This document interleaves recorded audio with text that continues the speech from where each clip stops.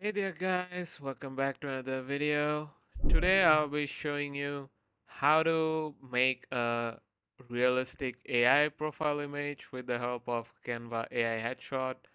So the first thing you need to do is open up your Canva project. After that, just head over here to the app section and just type in headshot.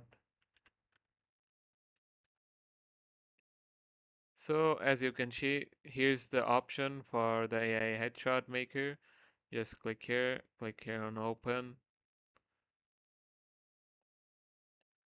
So as you can see that there are many kinds of styles here. So in order to create a realistic AI profile image, just select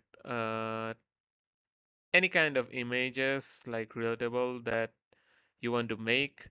So after that, just click here on generate and select your style.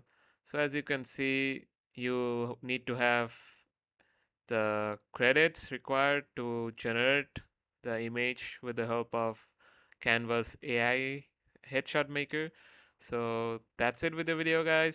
I hope it helps you. Thanks for watching and take care.